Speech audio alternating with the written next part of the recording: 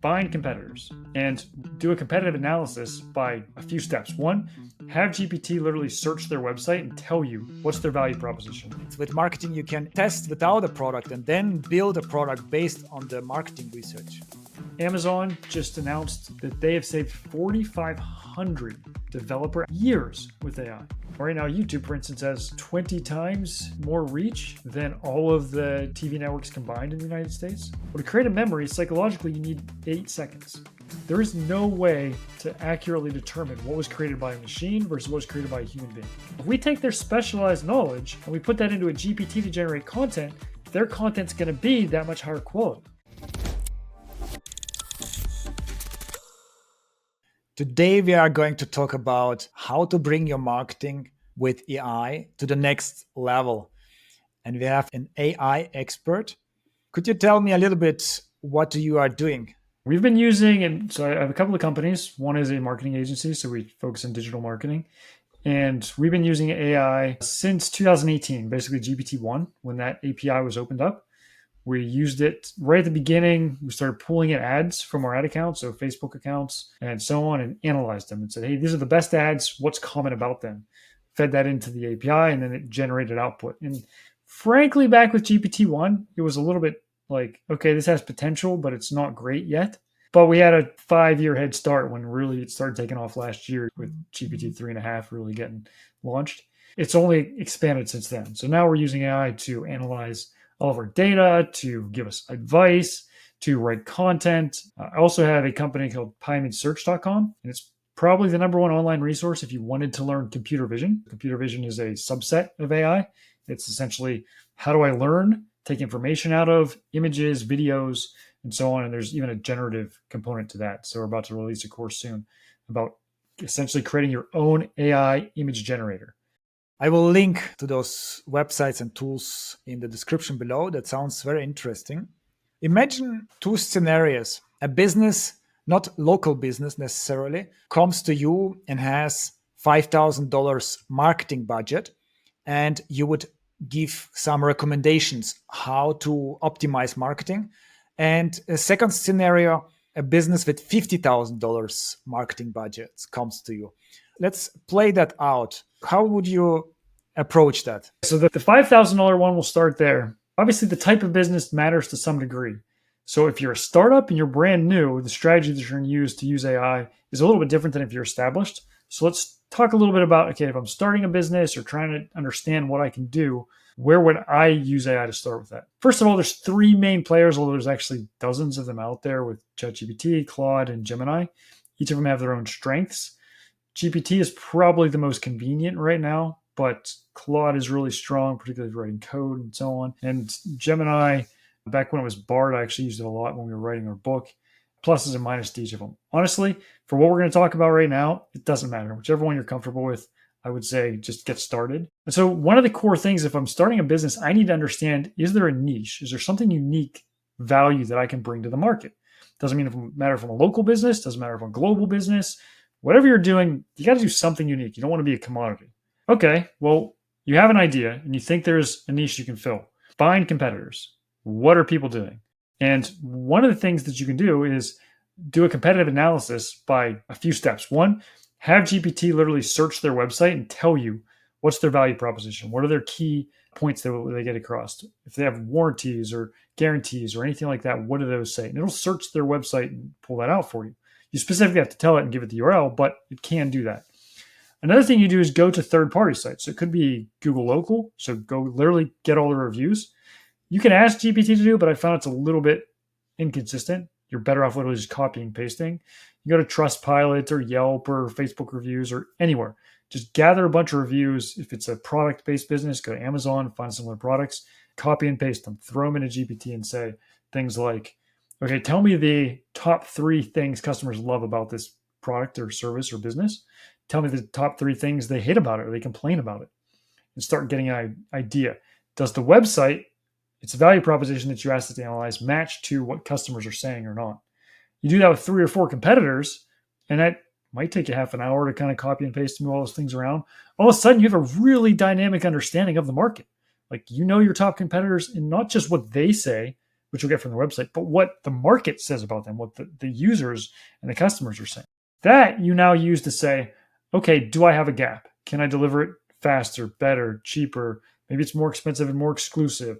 Whatever you're trying to do there, you're not going to understand if there's a gap there or not. So the other part of the market research that you would have to do there is, okay, so now you kind of get a rough idea of what's going on with those competitors.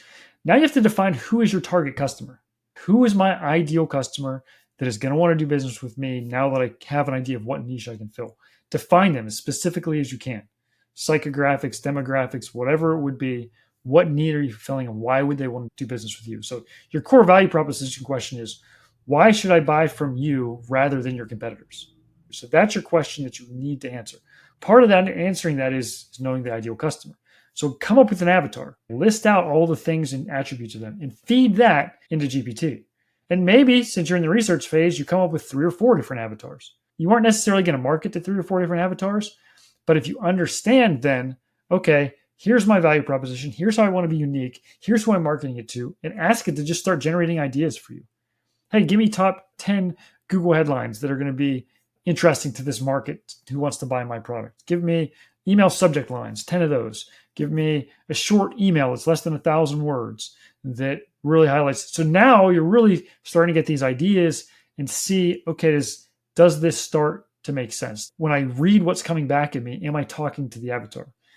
There is one real important caveat that I'll throw in here, and that is GPTs, LLMs, are the average, right? And that's an oversimplified way of saying it. But if I'm a professional marketer and I'm good at my job, and I ask a GPT to output copy like I just described to you using that format, I'm going to recognize the weaknesses in it. Somebody that's not a top marketer, someone that's new to marketing, or let's just say on a 1 to 10 scale, they're a 5 or something like that, they're going to say, wow, that looks pretty good. Like, this is nice.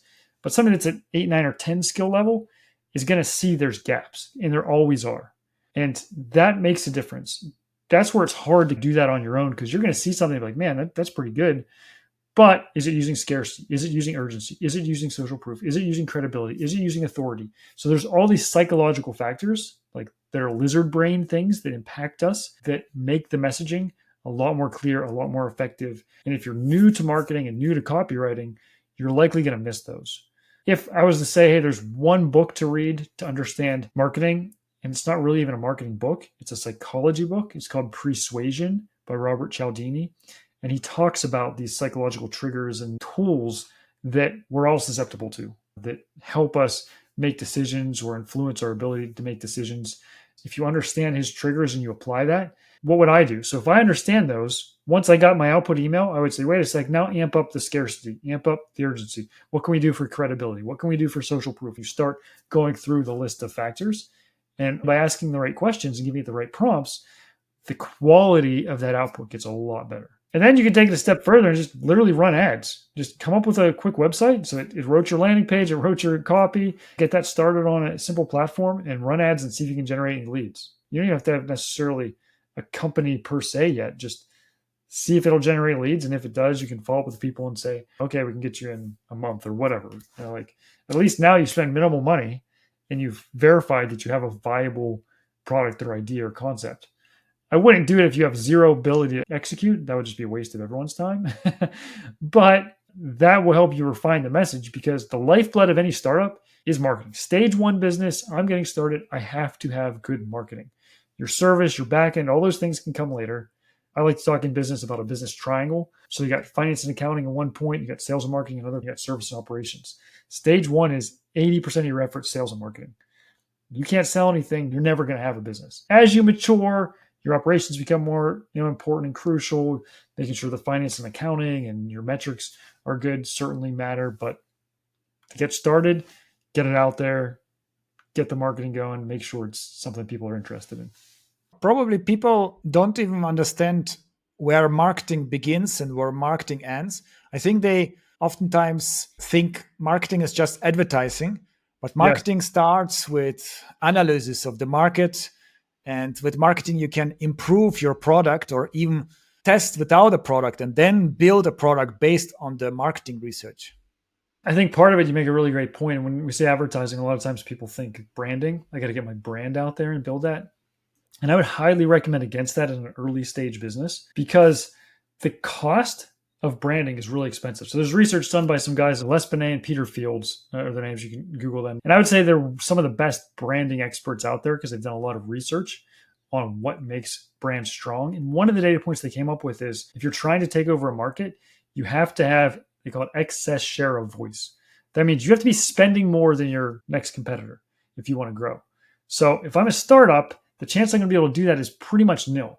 So I need to pull away from them people that are already interested in the market. So somebody that's already looking for, if it's a service, a plumber, electrician, a roofer, whatever, if it's a product, somebody that's already looking for coffee or whatever I'm selling, I'm not trying to create a brand around that to begin with. I need sales, which means I need to fill a need that's there. Once you now have a profitable business, building that brand and quality does matter, and it's extremely powerful. But at stage one, if you just try to do all brand marketing, you're going to run out of your money before you start making any of it. It has its place. It's just not at the beginning of business. So if you were a startup, early stage business with your $5,000 a month, today, what you're going to do is probably different than 2 years from now. But today I would focus on, if you're a local business, so like a service business, Google Local is huge.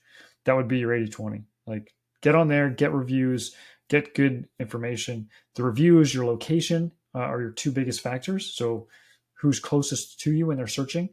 Obviously, if you have a website, you should get that started and get good content on there. What is good content? It has to answer the question, why should I do business with you rather than your competitors? If I'm a local business, again, I want to say what area I'm in. So where am I physically located? I see this all the time where people put up a website and they know they're sitting in Grand Rapids, Michigan, but it like doesn't say that anywhere on the website. And so I found your website and maybe I got there from an SEO, a listing, whether I know you service my area or I'm outside in the next county over, the next city over. Do you service my city, my county? It's not listed. So now I'm confused. If I'm doing more of a national, you have to answer the same question, but also make it clear whether it's free shipping or how it's going to get to me, that you can, if I have international shipping. So our AI training company, Python Search, we have customers all over the world. We have students that go through our courses worldwide. So I don't need to say, hey, where we're based. None of that's relevant. But we do have to be clear on what are you going to learn? What are you getting out of this? If you complete our course, what are you going to be able to do that you can't do right now? So being very specific.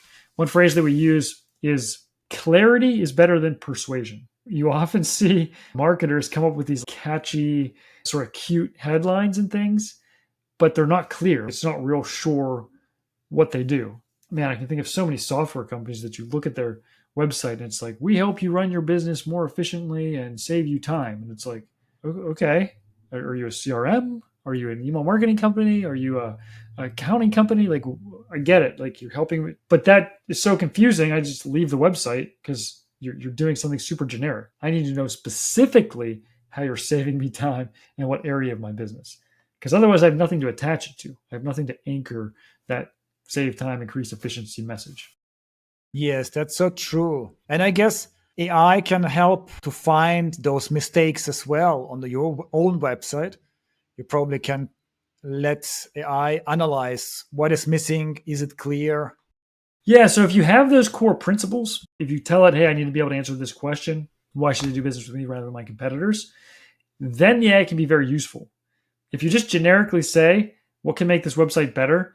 You're going to get the average answer, which isn't that great. And so that's where you have to understand what niche am I in? The questions that I would ask about a local service business, is it clear who I service and what area, so on? Is it clear that this avatar, so the avatar we talked about defining, that they will this message resonate with them? How you talk about beauty products is going to be very different than how I talk about my plumber. And so the AI can kind of help with that, but you do need to have some core understandings of what wording influences people. How do we be very clear in our message so they know that when they land on that site within a few seconds, they have a pretty good idea if you can help them or not.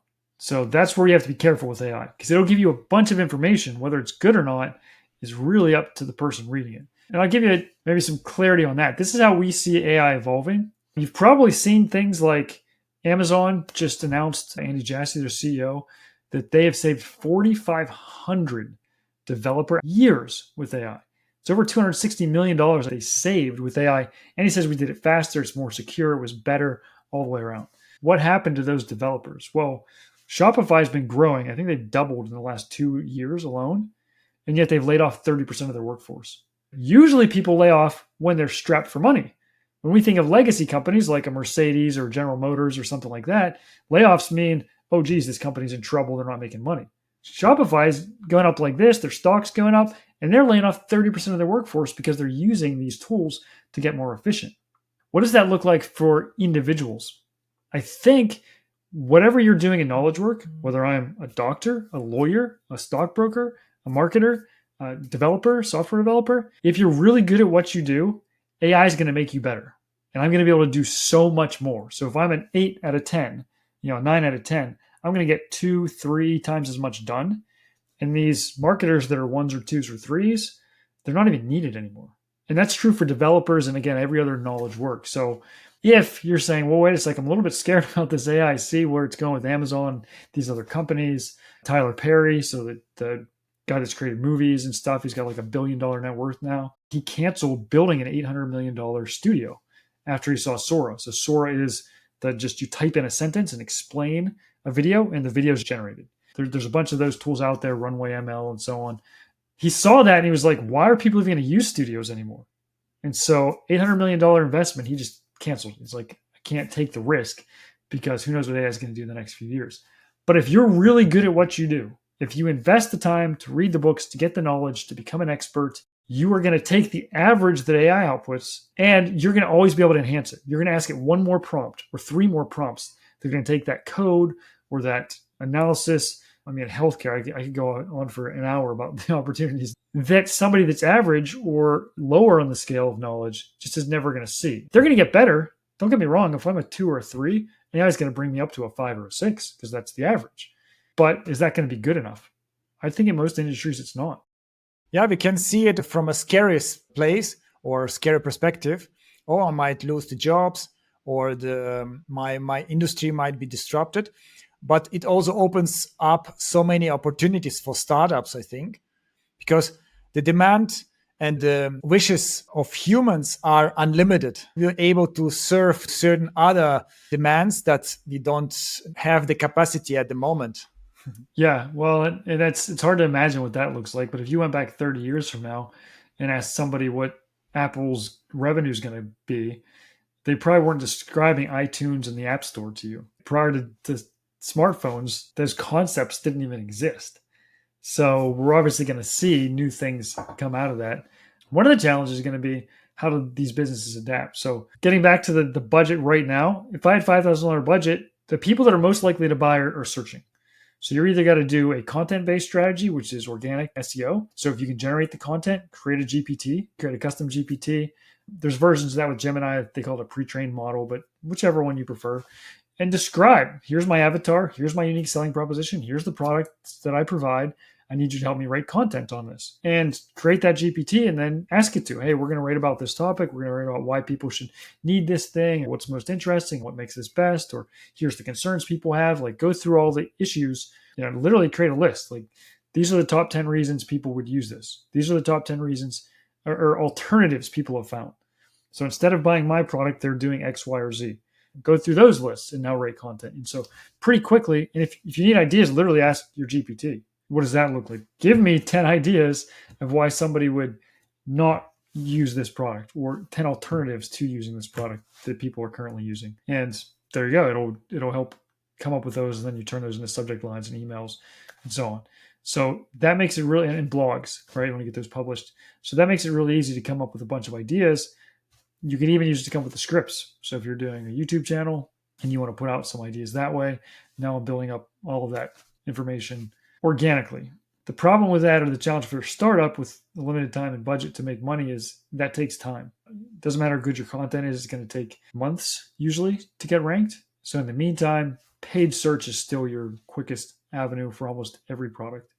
There are a few that I would say are highly experiential. So it's things like beauty care products or supplements, things like that, that a video on social, YouTube, and so on would probably be a better venue, but it really just depends on what you're selling. It's hard to come up with a one size fits all. If I'm B2B, then I'm almost always going to go to LinkedIn, whether that's organic posting, which again, the post that you're going to put up, you get insights from GPT, or running ads to your target market. LinkedIn can target people extremely well. And they're also integrated with Bing ads. There isn't an easy, hey, this is the one thing everybody should do. It definitely depends on if you're a service business or product business, B2B, B2C, and just figuring out where your avatar hangs out. We can later on speak a little bit about marketing psychology that you mentioned with scarcity, authority, social proof. But for now, I would like stay on the AI side, and we can assume a specific business type. Imagine you or your client created a software for education for adults who want to develop their skills, and they have $5,000. Let's keep it with AI. Which biggest mistake you see over and over people using AI and ChatGPT especially? Yeah, that's a good question. So I'll take it from a marketing perspective. The biggest mistake I see is people just not using it. They're intimidated by it, or they're not comfortable with it, or they're not sure how to use it. I'll give you an example. So this last weekend, my youngest had his first birthday. We're getting ready for the birthday party, and my wife's cutting up some fruit. She cuts a pineapple, and the inside of the pineapple is rotten. People are coming over in less than 2 hours. You need to go get a pineapple. She's like, so she starts describing me like what a good pineapple looks like. Well, it can't be too brown. It needs to be a little bit more green. And I'm like, okay, there's just one problem. I'm colorblind. So I said, that's all right. I'll figure it out. So I go to the grocery store, get my pineapple, come home, and she says, this is like the sweetest pineapple I've ever had. How did you get the right pineapple? Well, what I did was I took my phone and went to the GPT app, and I took a picture of all the pineapples in the grocery store. And I just said, which is the best pineapple? And it told me, and it's, said, hey, they got to be this color and so on. And it looks like the one all the way on the left where you can see the tag is the best one. It said, however, pick it up, smell the bottom of it. If the bottom smells sweet, then you know it's right. I'm like, okay, cool. So I did that and it worked. My point here is you could be using these tools on a daily basis in a million different ways, and you should, because you need to get familiar with, one, what do they do well? But you're also going to find out when you ask it certain things that it doesn't do it well. There's certain things that it hallucinates on or makes mistakes on or answers questions. And that's a little bit weird, because if I do a Google search and there isn't an answer, then I'm going to get a bunch of stuff that I can clearly see is not an answer. Well, GPT almost always is going to give you an answer. It's going to say something. Whether it's right or not is a whole different question. And so you need to just use it. And that, I think, is the biggest issue I've seen, that people aren't trying to use it. An example of the hallucinations that we ran into. So when we were writing our book about sort of the limits of AI, it's called Soulless Intelligence, I asked for quotes from leading thinkers like Ray Kurzweil or Max Tegmark or these types of people. And I'd get the quotes. I'd be like, okay, that's what I need right there. And put it into the book. And when my brother was copy editing and going through, he would say to me, hey, Bryan, where did you get this quote from Ray Kurzweil? And I'd be like, oh, I'm pretty sure it came from his book, Singularities in the Air, and so on. And he says, I can't find it. So we'd use the AI to then search to find the quotes. Well, what happened was the AI was hallucinating a quote, but it was a very accurate summary. So the quote sounded perfect. It was like, yeah, this is exactly what this individual would say. It's just not their word for word words. And so that's where you have to be careful and learn. It's telling me something is true, but if you just ask it, hey, give me a reference to that, or find a link to that, or send me where you found that information, take it that one step further, now I'm going to get better information out of it. And a lot of that is trial and error. The other thing I would say that beyond just using it is don't give up. I've talked to a lot of people that use it. It's not that good. It's not coming out with great information. I actually talked to my lawyer that we were doing some research on trademarks. He's working on a trademark for me. I said, okay, I'm just going to feed this into the GPT. And his response was, well, that was basically what a high schooler has do almost nothing would come up with. It wasn't that great. Okay, cool. You're the lawyer. You know what a great answer would look like. Explain to that high schooler, the GPT, what the great answer looks like. Say, this is what you should be doing instead. If you can do that, just like you train a human being, you will refine and be able to get better prompts out. Don't give up. If you actually have knowledge in the area, you should be able to train the GPT just like you would another individual. And as you do that, the one that's being used to write your emails, to write your websites, to write your value propositions, to write your headlines, will get better and better. Should entrepreneurs also look out for other specific AI tools and test? And how would you approach that? Yeah, that one's tricky. So yes, the LLMs are the most popular right now. But I mentioned earlier things like Sora, which is coming out from OpenAI to create videos, and almost every tool. So if you use Canva, they have an AI component to it. If you're looking to do image generation, you can use tools like Midjourney.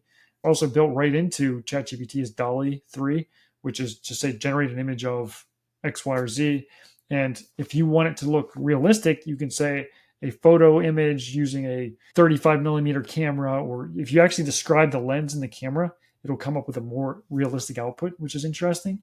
There are tools that will take, so there's one out there we've used called HeyGen that will record like a 30 seconds to 2 minute video. Let's say, Will, you just basically just ramble. You don't have to say anything specific. And then it creates an avatar of you. So in business, you can use this to say, once somebody buys your product, you have a personalized message that says, hey, Will, I appreciate you coming to our website, buying our product. If you enjoy it, please tell your friends and leave us a review. But the video actually says, hey, Will. And it might even say the type of product, right? Oh, I see you enjoyed the Arabica coffee hazelnut flavor or whatever. And so it can merge in the information and make it look somewhat personal. I think right now there's a short window where people aren't going to know that's AI generated. Within the next few years, that's going to be either just table stakes, like you have to do it, just like right now you have to do a thank you email. Everybody knows that's pre-made, right? They don't think somebody sat there and sent it, but that's expected.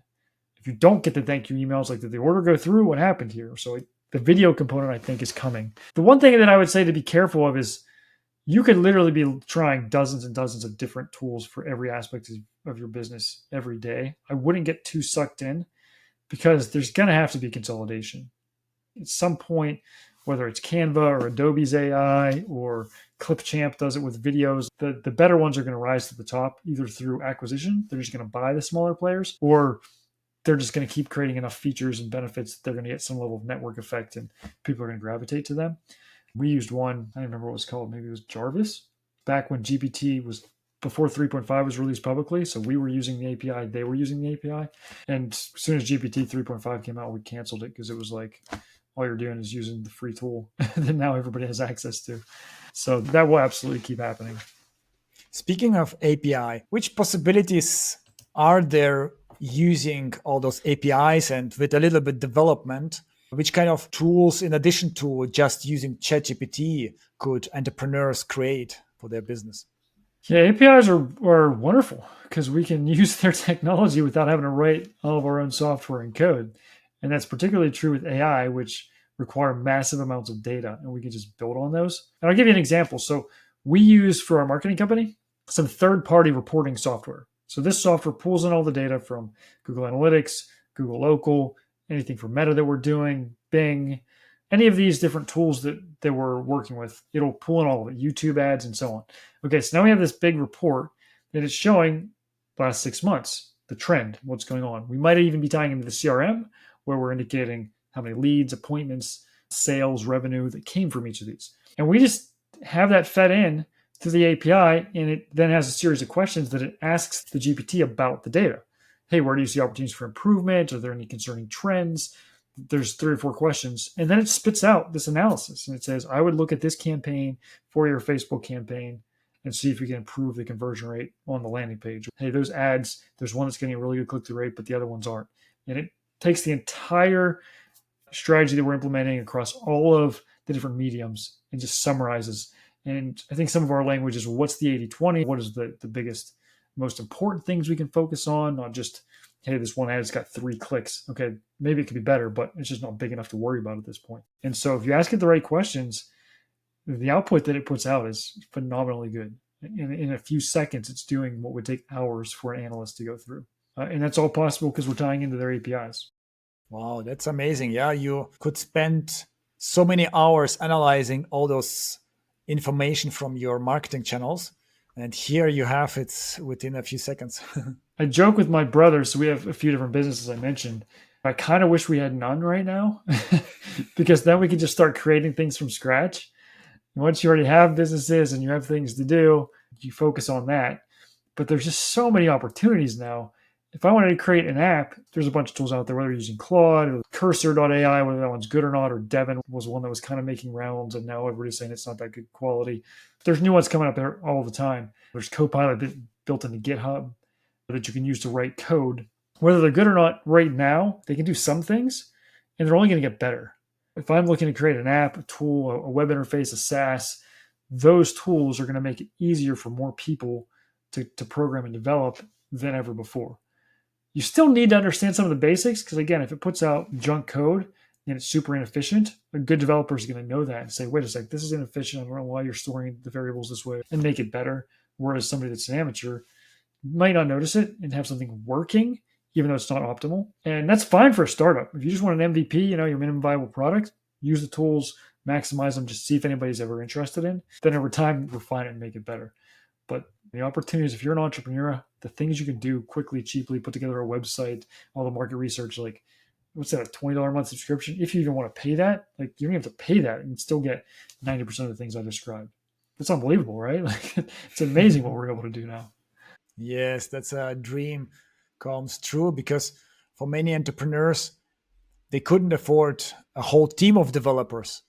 And now suddenly they don't need that. They need someone maybe with basic understanding of programming, and you can create amazing tools without much effort and with some little costs. You need somebody that's really like an architect, kind of oversees all the different capacities and the different features you want to make sure you have scope creep, like that sort of understands the development environment. But that one person might have needed 3 or 4 or 5, who knows how many developers supporting them. And now they can do a lot of it on their own. The capabilities are unreal. Healthcare is maybe the biggest area for quick and immediate improvement. Unless you're in a healthcare startup or want to be, that's probably where I would go personally if I was starting from scratch, just because there's so much opportunity for improvement in that world. At least in the United States, there is. Maybe it's not as much where you are. And there are also a lot of regulations in healthcare, at least in Germany. And that's why also makes it a bit more difficult to innovate as a startup.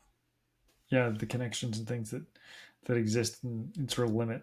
You mentioned at the beginning, what would a $50,000 a month budget do that might be different than the 5,000? And I'm going to assume, just for the discussion, that that's a business that's a little more mature. They probably have a website. They probably are doing existing marketing. If I'm a local business, I'm probably doing some level of broadcast media. When we get into those budgets, that's usually somebody that's doing television or radio still. Whether those make sense or not highly depends on your avatar. Meaning, if you're in Florida and you're marketing to senior citizens, being on television still makes sense because that's what they're watching. But a lot of markets, that's not the case. And right now, YouTube, for instance, has 20 times more reach than all of the TV networks combined in the United States. So take all of their viewers, combine them, multiply by 20, and now we have the viewership of YouTube in the US. So it's almost always cheaper, better. You can test it, you can target, and so on. So whenever you look at those larger budgets, whatever you're currently spending money on, optimizing to know, hey, we can get further reach, or we can get in front of more people, or we can get our message to people that are ready to buy at a different level. And a few examples of that would be, you now have the ability from list aggregators to find people that are in market for almost anything. Whatever product that we're selling or service that we're providing, there's somebody out there interacting with Facebook, putting in search terms, watching videos on YouTube, all these things. And you can acquire lists of people on a weekly basis, get that updated for almost anything you can imagine. You can obviously do some of that directly native to YouTube, to Facebook, to Google. They have their in-market audiences, which are a little bit different than search. So I'm going to assume most people at this point have a basic understanding. I type in a keyword, who's the best plumber in my area, or where can I get the best healthy salad if I'm looking for a restaurant. That's how keyword search works. The intent-driven stuff is, I didn't search for that keyword, but I was on social looking up how to make a healthy salad. And so then when I went and said, hey, I'm looking for a restaurant, it knows that's something that's important to me and gives me information for that. So if your restaurant provides that, you want to run ads to that person that has taken actions to indicate that they're into the healthy food that you also provide. Some of that, again, is native to those platforms, but there are groups that kind of aggregate all of it.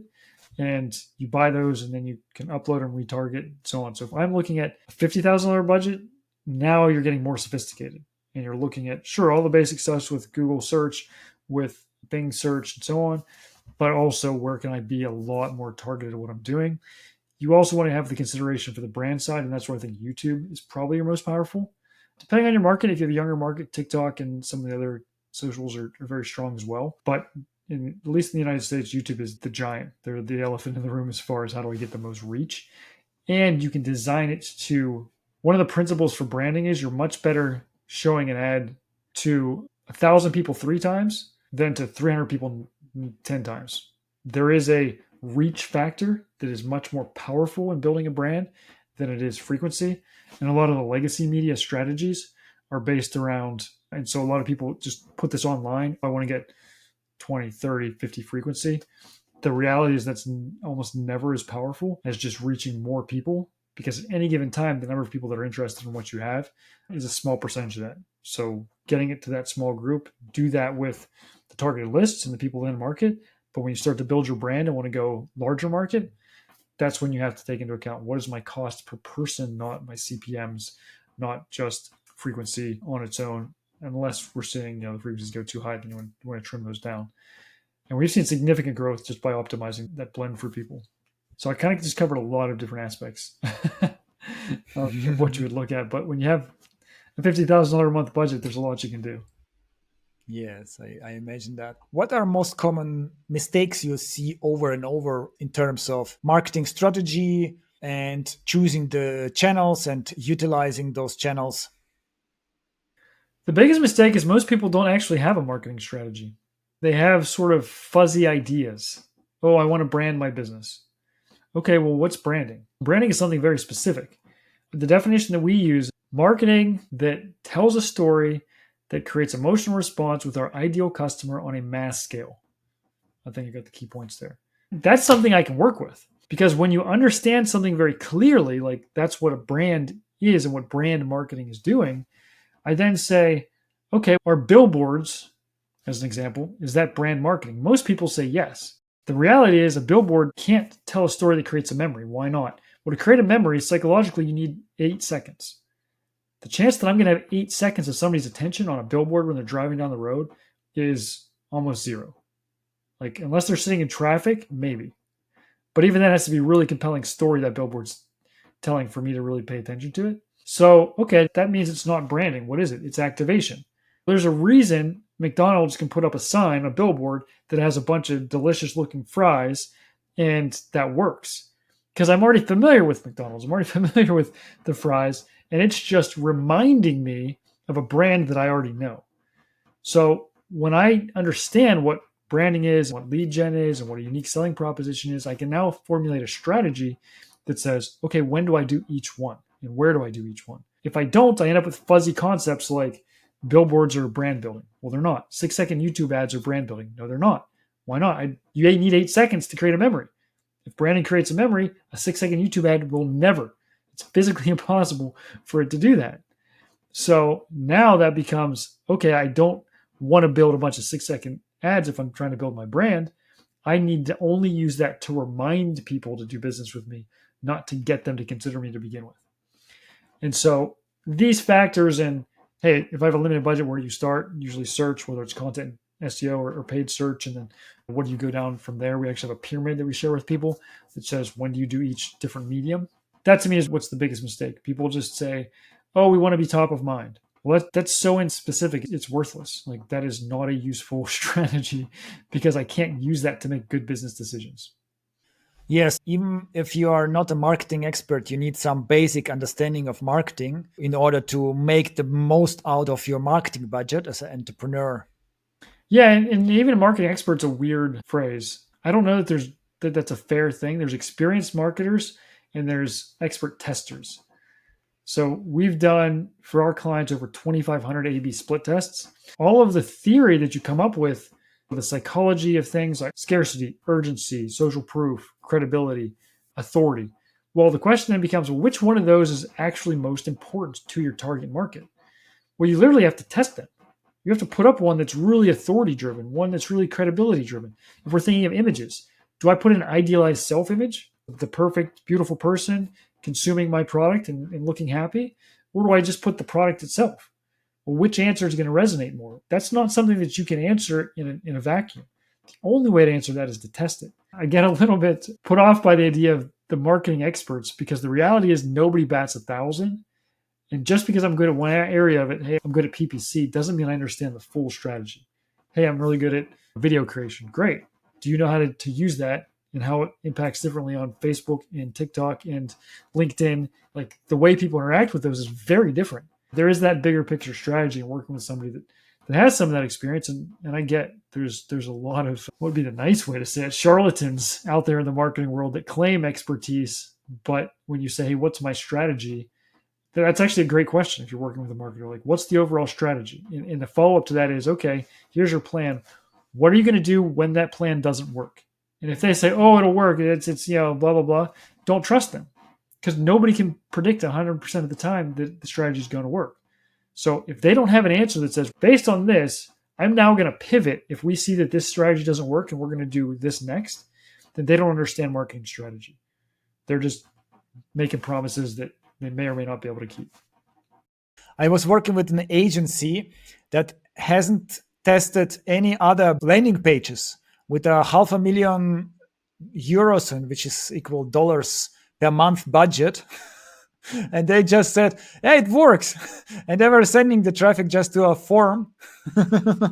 Yeah, no, that's an excellent question to figure that out, right? How many split tests have you done on websites? How many tests have you done? If they haven't done any and they're a web designer, it's all completely based on their own inherent biases, whatever they believe works. It's not based on what actually gets results.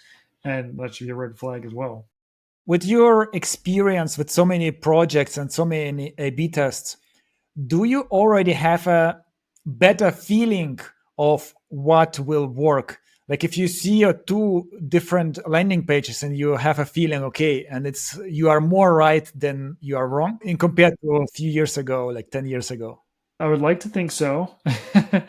And the reason I think so is if you're paying attention and doing your job well as you test, you start developing heuristics. So what's a heuristic? If I look at a local service business, people that visit those businesses, those websites ask a few things. Can you solve my problem? Are you in my area? What do I do next? So right there, I just taught you, if I look at any service business, I could be doing massages or a restaurant or whatever, are these three things being addressed? If they're not, and they're not 95% of the time when you look at these business websites, then you can instantly come up with a strategy that's going to help them improve. Now, is it 100% of the time that's going to work? No, there might be some other mitigating factors that you're not considering, that all their traffic is coming from referrals who already know who they are because they're the most famous accountant in town or whatever. Okay, I guess that those things are possible. But the vast majority of the time, when you have these heuristics that you develop over time and you understand about different markets, you're going to be able to improve them rapidly. And then there's the universal things. What does our lizard brain, or amygdala, tap into that we can use? Is there a scarcity aspect? Is there an urgency? You have to be careful with those, because if you do that too much, you're the furniture store that's always going out of business and you lose credibility. But is there an authority? And that's, do I show testimonials? And the wording and the type of testimonials matter. Just saying I'm putting testimonials prominent, we've tested different strategies, and the actual testimonials that you use have a significant difference on whether they help or hurt.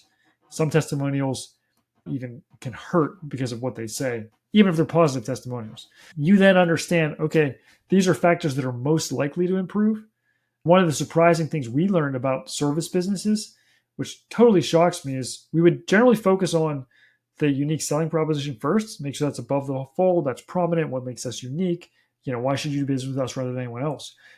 What we've actually found is if I'm dealing with a franchise network with a recognizable brand, the image almost always has a bigger impact than the wording in front of it, which to me has been mind-blowing, but we've seen it happen consistently, that we can get a better result by changing the hero image, the top image on the page before you scroll down, than changing the wording itself. It's kind of amazing to me. Interesting. But that's now codified into our strategy. So anybody on our team that's working on websites goes through our page of, here's the factors that are most likely to improve, focus on these first. And so that's an internal thing that we use. And obviously we're training AI to follow our strategy to help us analyze these pages as well. So now we have a tool that we feed websites into and say, hey, how can this get better? And it goes through all of our recommendations and then spits out a suggestion. From your experience in terms of psychology, which of those, like social proof, authority, scarcity, which of those are more important and prove to be more a success factor, and which of those are overrated? And could you also explain with a little bit more in detail what each of those things are?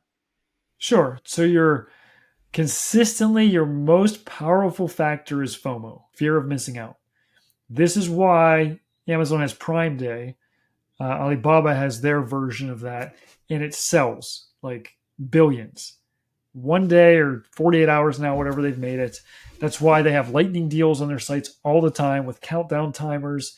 That's why they say, how many are left? 10 left in stock, 6 left in stock, 2 left in stock. That's why they say order within X amount of time and you'll get it tomorrow or you'll get it in 2 days, whatever that time frame is. These are all versions of scarcity, quantity, and urgency. Order now, deal's going to expire. You only have this 2-day window, etc. Almost anything else you can do if you want to get people to buy, those are the two strongest factors.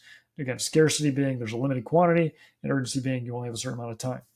The challenge is if there's always scarcity, if it's manufactured and not real, or there's always urgency, people will lose trust. So it has to be legitimate. If I have a service business, it might be, hey, we only onboard new customers once a month or once a quarter or whatever, depending on what you're doing. It could be, hey, you have to qualify to work with us. So that's something that we use sometimes with our marketing, because I would say legitimately more than half of the people that ask us about marketing, we turn away because they're not a good fit for what we're able to do, or there's a misalignment on expectations. Hey, I want 100 leads a month for a $500 budget. Yeah, that sounds great. Good luck. That's not ever going to work out. So you have to be realistic. And those two are the biggest. Now, if we talk about a few others, credibility, what's credibility look like? That would be the doctor wearing the, what is that called?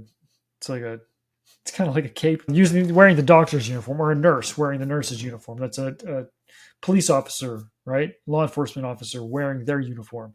Why do they wear uniforms? Because it creates authority, and that authority people trust.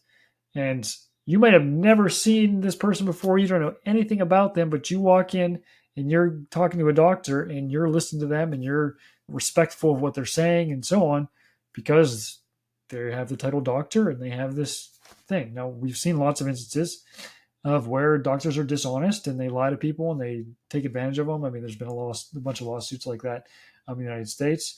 You see corrupt cops. You see, just because they have the uniform doesn't mean they should be trusted, but that's just how we're wired. That's authority. Credibility would be essentially reviews. So that's somebody else other than you saying you're good. That could be in the form of testimonials, so video recordings, referrals. So my neighbor says, hey, you got to deal with this guy who's going to fix your roof. He fixed my roof, whatever. Hey, this is the best restaurant to go to, the best coffee to drink. So that's a credibility thing because I already trust that individual. And so they're imparting their trust and sharing it. They're literally giving a little bit of that trust over to that brand whenever they recommend them.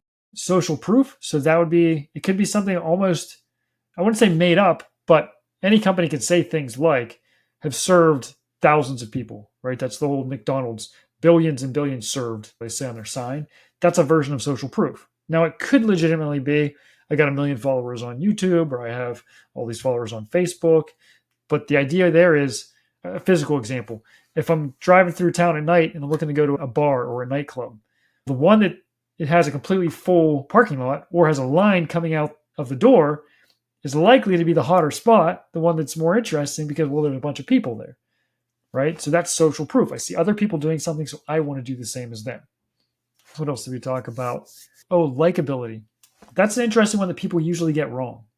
So when I say likability, the idea is not that I like you, but that I identify with you, that I am like you, or that you are like me.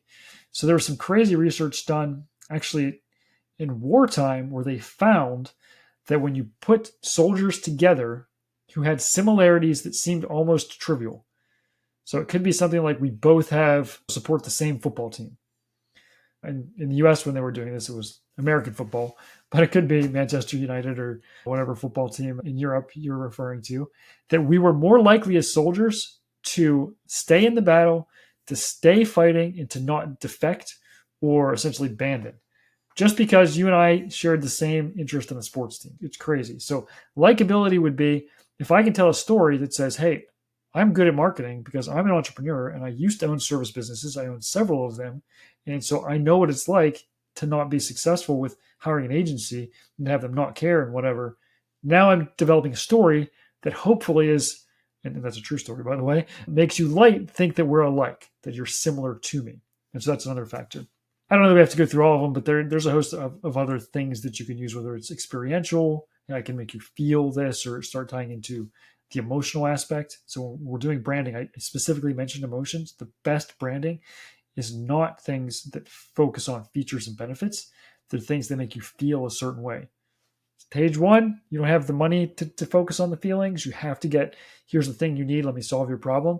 But as I mature as a brand, having a positive emotional tie into that is hugely powerful. It's actually more powerful than the logical side, because in reality, we're more emotional creatures than we are logic, even if we don't like to believe that. The last question is, with all those AI tools and the possibility to create unlimited content, and people are discovering more and more this possibility, what do you think where it will lead in terms of overflowing of content? There will be so much content in Google, maybe in YouTube, and humans will be overwhelmed maybe, and even the algorithm of YouTube and of Google might be overwhelmed.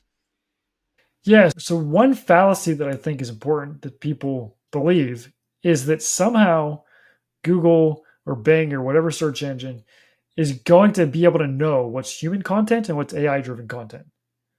But several studies have been done. Universities have looked at this, particularly like students turning in content, which one's AI generated, and so on. Humans can't tell, AI can't tell. There is no way to accurately determine what was created by a machine versus what was created by a human being. So I wanted to dispel that myth. That's not a thing. What I do think is important, and this is something we're working with one of our B2B clients on, is they have specific knowledge in an area. So they're selling to other businesses that AI doesn't have. Because remember, AI is just the general sort of average. Again, average isn't the best way to describe it, but it's simple to understand. Information about this topic. Well, they have very specialized knowledge. Well, if we take their specialized knowledge and we put that into a GPT to generate content, their content's going to be that much higher quality. It's going to answer questions for their target customers who are more sophisticated, their engineers and so on, that the average GPT content is not going to be able to do. And so now I can use that to generate high quality content that's also in my personality, that's also discerning in the way that my brand wants to act and wants to feel to people. And that you get to define literally in describing how it communicates. Does it tell jokes, or is it jovial, or is it serious, or is it very detailed oriented, or whatever, right? Like you now can use the AI to generate that content. One, don't think somehow you're going to create something that Google's going to know, oh, wait, that was fake. They can't. They might try, but so far nobody's been able to do that. And I don't think they ever will. But two, make sure when you're generating the content, it is actually good quality. It is not just, oh, this is a topic I barely know anything about. If you haven't read a dozen books on that topic, you're not going to know enough to be able to tweak the AI to get to high quality with it. Put in that time to become an expert at wherever you're trying to be, or work with your client. So like I said, in our instance, we're just using the expertise from the client to say, hey, that wasn't good enough, or that really didn't get the point.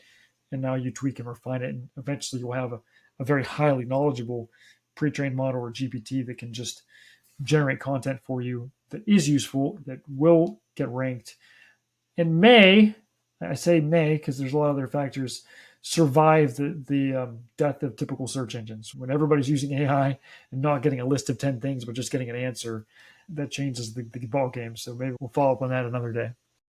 Yeah, that's another very complicated topic. What will happen in a few years? Would you like to say something to our audience?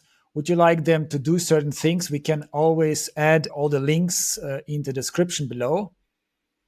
Yeah, no, I totally appreciate that. And I mentioned my few companies. If you're looking for help with marketing, Optimize Marketing is our agency. We've been using it, as I mentioned, AI since 2018. So I have a pretty good head start on that.